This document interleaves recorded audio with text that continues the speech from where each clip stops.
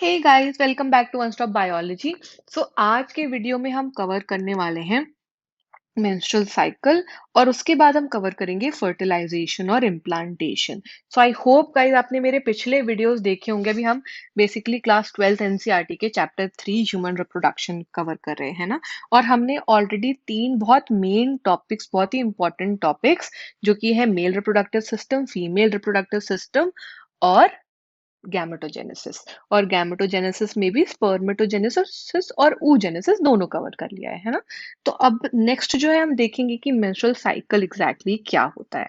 ठीक है, तो बेसिकली किसी भी फीमेल प्राइमेट में, चाहे वो मंकी हो, एप हो या ह्यूमन बींग्स हो, इनमें एक रिप्रोडक्शन की फीमेल में, है ना, रिप्रोडक्शन की साइकिल होती है जिसको हम बोलते हैं मेंस्ट्रुअल साइकिल। ठीक है, अब ये शुरू होती है प्यूबर्टी में, और जब ये शुरू होती है तो बोलते हैं मीनाज। ठीक है, अब ह्यूमन फीमेल्स में क्या होता है कि ये रिपीट होती है on an average 28 to 29 days पे। ठीक है, और ये स्टार्ट होती है एक मेंस्ट्रुएशन से अगले मेंस्ट्रुएशन तक। तो बेसिकली ये जो साइकिल ऑफ इवेंट्स है, starting from one menstruation to the next one, इसी को हम बोलते हैं मेंस्ट्रुअल साइकिल। ठीक है, अब होता क्या है इसमें ये देखते हैं। तो हमने लास्ट वीडियो में पढ़ा था कि ओव्यूलेशन होता है। तो गाइस, अगर आपने ये सारे टर्म्स नहीं समझ में आ रहे तो प्लीज मेरे पिछले वीडियो जरूर देख लीजिए। तो हमने पढ़ा था कि एक ओवम रिलीज होता है ओवरी से, है ना। ये रिलीज होता है मेंस्ट्रुअल साइकिल के ठीक मिडल में। ठीक है, तो अगर मैं आपको पूरी मेंस्ट्रुअल साइकिल एक डायग्राम से समझाऊं तो ये है वो डायग्राम गाइस। ठीक है, आई होप आपको ये क्लियरली दिख रहा होगा, है ना। अब इसमें देखिए कि आप डे 1 से लेकर डे 29, और डे 29 को ही आप डे 1 फिर काउंट कर लोगे क्योंकि साइकिल है। तो ये आप देख रहे हो, है ना। डे 1 तो पहला जो फेज होता है ऑलमोस्ट 5 to 7 डेज का, या 3 to 5 डेज भी बहुत बारी बोलते हैं।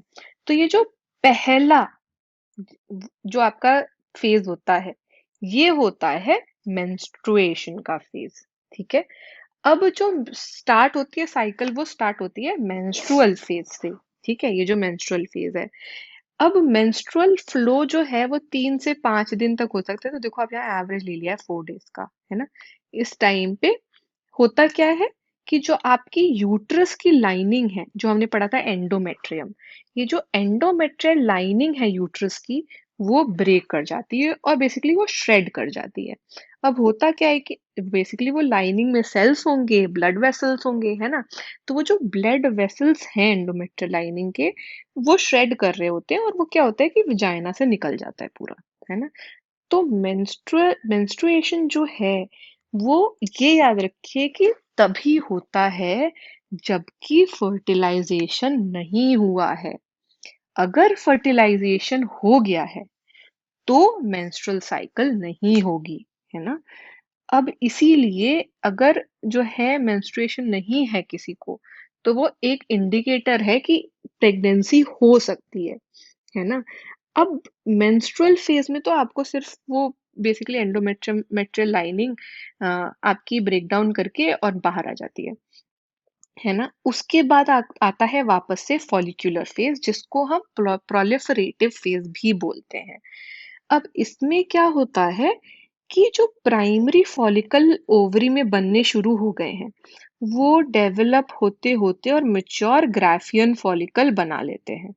ठीक है, तो हमने ये पढ़ा ही था कि कैसे वो डेवलप होते हैं लास्ट उसमें, जब गैमेटोजेनेसिस पढ़ रहे थे। और आप देखिए कि इस साइकिल के मिड में आके ऑलमोस्ट 14th डे पर, है ना, ये जो है ग्राफियन फॉलिकल, तो बेसिकली उसी टाइम पे ग्राफियन फॉलिकल भी बन रहा है। उसी टाइम पर आपका जो ये एंडोमेट्रियल लाइनिंग है, वो एक बार तो ब्रेक डाउन हो गई है, तो वो वापस से बन जाती है, रीजेनरेट हो जाती है। ठीक है, अब ये एक और चीज याद रखिए कि ये जो चेंजेस हो रहे हैं ओवरी और यूट्रस में, ये किसकी वजह से हो रहे हैं। तो ये पिट्यूटरी और ओवरियन जो हॉर्मोन्स हैं, उनके वजह से हो रहे हैं। अब वो आपके वही गोनाडोट्रोपिन हार्मोन है ना। तो आपके ल्यूटिनाइजिंग और फॉलिकल स्टिमुलेटिंग हार्मोन, तो बेसिकली इन्हीं के इंक्रीज की वजह से फॉलिकुलर फेज में आपका जो फॉलिकुलर डेवलपमेंट है या सिक्रीशन ऑफ एस्ट्रोजन है, जो ग्रोइंग फॉलिकल है उनसे, ये होता है स्टिमुलेट। ठीक है, तो बेसिकली होता क्या है कि आपके 14th डे तक आते आते ये जो है ना, 14th डे तक आते आते जो ये सिक्रीशन है फ्लूटिनाइजिंग हार्मोन और फॉलिकल स्टिमुलेटिंग हार्मोन का, है ना, ये दोनों पीक पे आ जाता है और उसके वो रैपिड सिक्रीशन को हम बोलते हैं सर्ज। और इस सर्ज से ये जो ल्यूटिनाइजिंग हार्मोन का सर्ज है, उसके वजह से आपका ये ग्राफियन फॉलिकल रप्चर कर जाता है। तो यहाँ देखिए आप रप्चर कर गया है और आपका जो ओवम है वो रिलीज हो गया है। इसी को हम बोलते हैं ओव्यूलेशन। और इस फेज को हम एग्जैक्टली ओव्यूलेटरी फेज भी बोलते हैं, जो 14th डे हो रहा है। ठीक है, तो अब जो है ओवम बाहर आ गया, है ना।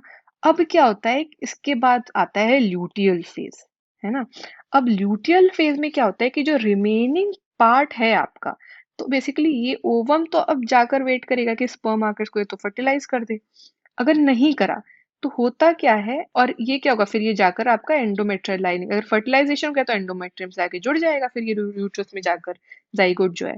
अब नहीं हुआ अगर, तो आपका जो ये ग्राफियन फॉलिकल है ना, ये ट्रांसफॉर्म कर जाता है कॉर्पस ल्यूटियम में।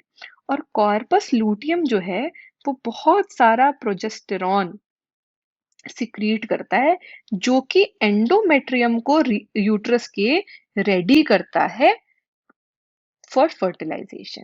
ठीक है, अब अगर फर्टिलाइजेशन हो गया तब तो ठीक है, वो जाकर और जुड़ जाएगा उससे, और वो वॉल शेड होगी नहीं एंडोमेट्रियम की। बट अगर नहीं हुआ फर्टिलाइजेशन और इम्प्लांटेशन नहीं हुआ, तो क्या होता है कि एब्सेंस ऑफ फर्टिलाइजेशन में ये जो कॉर्पस ल्यूटियम जो मेंटेन कर रहा है एंडोमेट्रियल लाइनिंग को, ये डिजेनरेट कर जाता है। और जैसे ही ये डीजेनरेट करता है, क्योंकि अब एंडोमेट्रियम को कोई मेंटेन करने वाला है नहीं, तो वो डिसइंटीग्रेट करके श्रेड हो जाती है और हमारी दूसरी मेंस्ट्रुअल साइकिल शुरू हो जाती है यहाँ पर। ठीक है, तो ये नई साइकिल शुरू हो गई। अब जो ये मेंस्ट्रुअल साइकिल है वो ह्यूमन बींग्स के केस में अराउंड 50 इयर्स ऑफ एज पर खत्म हो जाती है। तो शुरू होती है आपकी प्यूबर्टी पे, जब बोलते हैं मीनार्च, खत्म होती है अराउंड 50 इयर्स ऑफ एज, जिसको बोलते हैं मेनोपॉज। इसको बोलते हैं मेनोपॉज। और शुरू कब होती है उसको क्या बोलते हैं, मीनार्च, है ना। तो आपका जो ये साइक्लिक मेंस्ट्रुएशन है, ये नॉर्मल रिप्रोडक्टिव फेज का इंडिकेटर है। और इंडिकेटर किसके बीच का है, मीनार्च और मेनोपॉज के बीच का, है ना। तो ये तो हमारा हो गया पूरा आपका मेंस्ट्रुअल साइकिल। इसमें अगर आप ये डायग्राम भी देखेंगे तो ये आपके डेज हैं, है ना, और ये आपके डिफरेंट फेजेस हैं। और यहाँ नेक्स्ट साइकिल आ गई।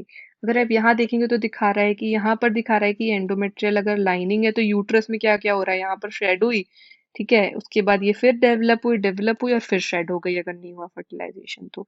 अब अगर यहाँ आप ओवरियन हॉर्मोन्स का लेवल देखेंगे तो देखिए आप यहाँ पर लेवल बढ़ रहा है एस्ट्रोजन का, है ना, और यहाँ लेवल बढ़ रहा है प्रोजेस्टेरॉन का, जबकि ये कॉर्पस ल्यूटियम में बदल रहा है आपका ग्राफियन फॉलिकल। ठीक है, अगर आप ओवरी में इवेंट्स देखेंगे तो डेवलप हो रहा है, यहाँ पर ओव्यूलेशन हो रहा है, फिर ये डीजेनरेट कर जा रहा है ना, अगर फर्टिलाइजेशन नहीं हुआ तो। और वैसे ही अगर आप हॉर्मोन्स देखेंगे तो यहाँ पर आप देख लेंगे पीक आ जा रही है दोनों हॉर्मोन्स की। किन दोनों की, ल्यूटिनाइजिंग हार्मोन भी और फॉलिकल स्टिमुलेटिंग हार्मोन भी। तो अगेन गाइस ये इंपॉर्टेंट है बहुत टॉपिक, है ना। और ये जो ग्राफ है सॉर्ट ऑफ, ये भी बहुत इंपॉर्टेंट है, आपको समझना बहुत इंपॉर्टेंट है कि कब क्या हो रहा है। ठीक है, तो ये आप अच्छे से समझ लीजिए, है ना। और अब हम नेक्स्ट जो टॉपिक देखेंगे वो देखेंगे फर्टिलाइजेशन और इम्प्लांटेशन का। तो अब मान लेते हैं कि जो है इम्प्लांट हो गया, तो मेंस्ट्रुअल साइकिल तो होगी ही नहीं अगली, है ना। तो अगर इम्प्लांट हो गया, फर्टिलाइजेशन हो गया और इम्प्लांटेशन हो गया, तो वो कैसे होगा, वो भी हम एक एक करके बेसिकली डायग्राम से ही समझेंगे, है ना गाइस। मैं ये रीड नहीं करती हूँ, आप मेरे वेबसाइट पे जाकर ये नोट्स ले भी सकते हैं, हैंड रिटन क्यूरेटेड नोट्स यहाँ पे क्या प्रिपरेशन के लिए। और मैं ये रीड नहीं करती हूँ लाइन बाय लाइन, मैं आपको सिर्फ डायग्राम से समझाती हूँ, है ना। तो अब जो है फर्टिलाइजेशन बेसिकली क्या होता है कि जब आप बेसिकली जब भी आप कॉप्युलेट कर रहे हैं, जब भी कॉइटस हो रहा है, तो होता क्या है कि जो मेल का सीमेन होता है वो रिलीज हो जाता है पीनस से विजाइना में, है ना। इसको हम बोलते हैं, इस प्रोसेस को बोलते हैं इंसेमिनेशन। क्या बोलते हैं? इंसेमिनेशन बोलते हैं। ठीक है। अब उसके बाद क्या होता है कि जो स्पर्म्स है, क्योंकि वो स्विम कर सकते हैं, आपने उसका डायग्राम तो देखा ही था, तो ये मोटाइल होते हैं, ये स्विम करते हैं जल्दी जल्दी से। और आपका जो, अगर आपको फीमेल रिप्रोडक्टिव स्ट्रक्चर याद होगा, तो आपका विजाइना होता है, उसके अंदर सर्वाइकल कनाल होती है, सर्विक्स होता है ना। तो वो पास करते हैं सर्विक्स और पहुंच जाते हैं यूट्रस के अंदर। और यूट्रस के अंदर पहुंचने के बाद वो आपका जो फैलोपियन ट्यूब का एम्पुलरी रीजन, अगर आपको याद होगा, तो वो एम्पुलरी रीजन पे पहुंच जाते हैं। ठीक है। और साइमल्टेनियसली उसी टाइम आपकी जो ओवरी है फीमेल की, वो भी ओवम को रिलीज करती है और वो भी पहुंच जाती है सेम एम्पुलरी रीजन में, और फर्टिलाइजेशन हो जाता है।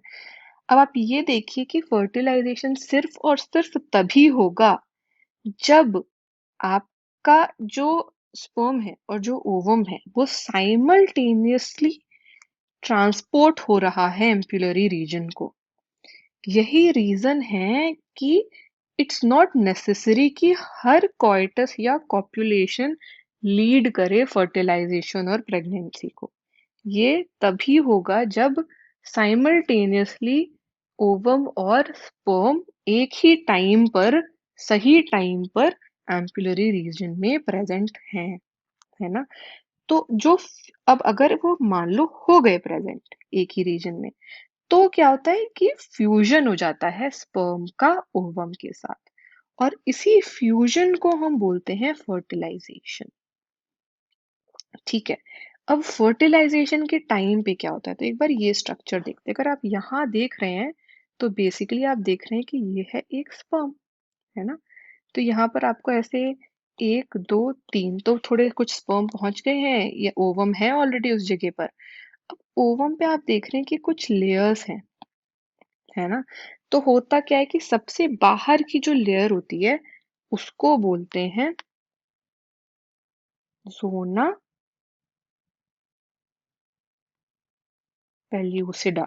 ठीक है। तो स्पर्म जो है, सबसे पहले इस स्पर्म को अगर आप देख रहे होंगे, तो ये कांटेक्ट में आया है ज़ोना पेल्यूसिडा के। ठीक है। और ये क्या करता है, कुछ जैसे ही कांटेक्ट में आता है तो ये इंड्यूस करता है कुछ चेंजेस, जिसमें एक ये भी चेंज है कि जो बाकी स्पर्म्स हैं, अब वो एडिशनल स्पर्म हो गए, तो इनकी एंट्री ब्लॉक कर दे। ठीक है। सो दैट सिर्फ एक ही स्पर्म ओवम को फर्टिलाइज कर सके। ठीक है।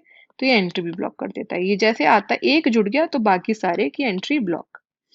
अब जो सिक्रीशन है यहाँ पर एक्रोसोम, तो आपको स्पर्म स्पर्म का भी डायग्राम, हेड होता है, फिर मिडिल पीस होता है, टेल होती है, तो हेड में होता है टिप एक्रोसोम। अब ये एक्रोसोम जो है उसमें से निकलता है कुछ सिक्रीशंस, और ये जो है हेल्प करते हैं स्पर्म को अंदर साइटोप्लाज्म तक पहुंचने में। ठीक है। तो बेसिकली ये है आपका स्पर्म, है ना। ये अंदर ओवम है।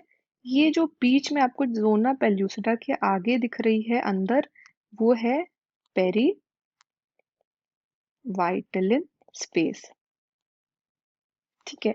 और ये जो आपको बाहर कुछ सेल्स दिख रहे हैं, इनको हम बोलते हैं cells of the corona radiata. ये वो कोरोना नहीं है जिससे हम परेशान हैं, ये याद रखिएगा आप, है ना। ये सेल्स का नाम है कोरोना रेडिएटा, और ये हम अभी जो कोरोना चल रहा है उसके पहले से ही नाम दिया हुआ है ना। तो ये तो हो गए कुछ सेल्स जिनको बोलते हैं कोरोना रेडिएटा के सेल्स। ठीक है। तो अब क्या है कि बेसिकली सब कुछ से ये जो एक्रोसोमल टिप से जो सिक्रीशन निकले हैं, उसने स्पर्म को कहीं अंदर पहुंचा दिया है। अंदर पहुंचाने के बाद क्या होता है कि जो मेल गैमेट है हैप्लॉइड, और जो फीमेल गैमेट है हैप्लॉइड, ये दोनों जुड़ के जाइगोट बना देते हैं, जो कि है डिप्लॉइड। ठीक है। तो ये जो सिक्रीशन है, इसकी वजह से ओवम के साइटोप्लाज्म में घुस रहा है ज़ोना पेल्यूसिडा, और जो स्पेस और प्लाज्मा मेम्ब्रेन है ना। तो ये जो है कंप्लीट कर देता है आपका, कंप्लीशन हो जाता है सेकेंडरी oocyte का, और बन जाती है सेकेंड पोलर बॉडी। हमने ये सब पढ़ा है लास्ट वीडियो में, है ना। और ये दोनों फ्यूज करके बन जाते हैं जाइगोट। ठीक है। अब देखते हैं कि ये जाइगोट डेवलप होकर इम्प्लांट कैसे होता है। तो फर्टिलाइजेशन तो समझ में आ गया कि स्पर्म कैसे एंट्री लेता है और कैसे फीमेल गैमेट के साथ मिलकर और जाइगोट बना लेते हैं। अब देखते हैं कि बेसिकली उसके बाद क्या होता है। अब ये जो देख रहे हैं आप, ये है अगला डायग्राम। अब यहाँ आपको सबसे पहले क्या दिख रहा है कि ये हमारा ओवम है, स्पर्म आकर उससे जुड़ा। यहाँ हमारा पहले तो जाइगोट बन गया, जाइगोट है, टू है, डिप्लॉइड है ना। और मेल और फीमेल गैमेट्स क्या है, हैप्लॉइड हैप्लॉइड। अब माइटोटिक डिवीजन जब जाइगोट में स्टार्ट होता है तो पहले तो टू, यहाँ टू दिख रहे हैं, फिर फोर, फिर एट, और अगर आप ये देखेंगे तो ये 16 सेल्स हैं। ये टू, 4, 8, 16 डॉटर सेल्स बनाते हैं। इन डॉटर सेल्स को हम बोलते हैं क्या, इनको हम बोलते हैं ब्लास्टोमियर्स। इनको बोलते हैं ब्लास्टोमियर्स। अब जो 8 या 16 सेल ब्लास्टोमियर होता है, 8 to 16 सेल ब्लास्टोमियर को हम बोलते हैं मॉर्यूला। तो आपका ये एक तरीके से हो गया मॉर्यूला, या इवन ये भी हो गया मॉर्यूला। ठीक है। अब ये मॉर्यूला डिवाइड करता जाता है और बना लेता है ब्लास्टोसिस्ट। तो ये जो आपको डायग्राम दिख रहा है, ये वाला, ये है ब्लास्टोसिस्ट। ठीक है। ब्लास्टोसिस्ट, अब जैसे जैसे ये डेवलपमेंट हो रहा है ना, आप अगर यहाँ पर देखेंगे तो यहाँ से निकला है, यहाँ पर फर्टिलाइज हुआ है, और ये आगे बढ़ता जा रहा है जैसे जैसे सेल्स डिवाइड होते जा रहे हैं, है ना। तो ये आपका बेसिकली हो गया मॉर्यूला, और ये है ब्लास्टोसिस्ट, है ना। ये अगर आप देखेंगे, ये जो ब्लास्टोसिस्ट है, ठीक है। तो ब्लास्टोसिस्ट जो होता है उसमें अब दो लेयर दिख रहे हैं, एक तो ये बाहर की लेयर है और एक ये अंदर है ना। अब ये लेयर्स बेसिकली क्या है, तो जो आपका आपके ब्लास्टोमियर्स हैं, ये जो अंदर के सेल्स हैं, है ना, ये ही अरेंज हो जा रहे हैं बाहर की लेयर में, और इसको बोलते हैं, ये जो बाहर की लेयर है इसको बोलते हैं ट्रोफोब्लास्ट। और अंदर ये जो सेल्स हैं, ये जो दिख रहे हैं, इसको बोलते हैं, ये अंदर वाले सेल्स को, इनर सेल मास। ठीक है। तो जो ट्रोफोब्लास्ट लेयर है, वो देखो आप यहाँ पर अगर तो अटैच हो गई है यूट्रस में एंडोमेट्रियम से जाके। और जो इनर सेल मास है, ये डिफरेंशिएट कर जाता है किसमें, ये डिफरेंशिएट कर जाता है एम्ब्रायो में। यही बनाता है एम्ब्रायो और ऑफस्प्रिंग बाद में, है ना। तो उसके बाद होता क्या है कि ये देखो आप यहाँ पर अटैच हो गया है ना। तो बेसिकली ये क्या है कि ब्लास्टोसिस्ट आकर अटैच हो गया है अब यूट्राइन वॉल से, है ना, जो एंडोमेट्रियम की लाइनिंग है। और ये जो एम्बेड हो गया है आकर ब्लास्टोसिस्ट, इसी को हम बोलते हैं इम्प्लांटेशन। तो ये ब्लास्टोसिस्ट इम्प्लांटेशन है। ठीक है। ये बेसिकली एंडोमेट्रियम जो है यूट्रस का, उससे जाकर एम्बेड हो गया, उसमें जाके जुड़ गया है। और यही इम्प्लांटेशन आगे लीड कर जाता है प्रेगनेंसी में, है ना। सो गाइस, हमने बहुत इंपॉर्टेंट दो टॉपिक्स अगेन इस वीडियो में कवर किए। ये चैप्टर इन इटसेल्फ बहुत इंपॉर्टेंट है ना। तो जो दो हमने टॉपिक्स कवर किए हैं, वो एक तो मेंस्ट्रुअल साइकिल है और दूसरा है फर्टिलाइजेशन और इम्प्लांटेशन। आई होप आपको दोनों वीडियोस अच्छे से समझ में आए होंगे ये, है ना, दोनों टॉपिक्स। और नेक्स्ट वीडियो में हम प्रेगनेंसी और एम्ब्रायनिक डेवलपमेंट डिस्कस करेंगे, ठीक है। आई होप आपने पिछले वीडियोस भी जरूर देखे होंगे, क्योंकि आपको मैंने कुछ पर्टिकुलर नाम लिए हैं जो शायद मैंने बहुत डिटेल में नहीं समझाया। वो इसलिए नहीं समझाया क्योंकि पिछले वीडियोस में मैं समझा चुकी हूँ। तो इसीलिए आप अगर एक वीडियो से स्टार्ट कर रहे हैं तो आप एटलीस्ट उस चैप्टर के सारे वीडियोस को फॉलो कीजिए, मिस नहीं कीजिए किसी भी वीडियो को, है ना। और आई होप आपको ये दोनों टॉपिक्स बहुत अच्छे से समझ में आएंगे। गाइस, अगर अच्छे से समझ में आए हैं तो ज़रूर वीडियो को लाइक कीजिए और अपने फ्रेंड से शेयर कीजिए। और अगर आपको कोई भी डाउट है तो आप या तो वीडियो पे कमेंट करके मेरे से पूछ लीजिए, या तो डिस्क्रिप्शन मैंने व्हाट्सएप नंबर दिया है, वहां पर व्हाट्सएप पे मैसेज करके डाउट पूछ लीजिए, ठीक है। एंड आई होप आपकी प्रिपरेशन बहुत अच्छी चल रही होगी। चैनल को सब्सक्राइब करना नहीं भूलिएगा गाइस, बिकॉज उससे आपको सारे लेटेस्ट वीडियोस जो मैं पोस्ट करूंगी उसकी अपडेट मिलती रहेगी, है ना। Thanks guys, bye bye.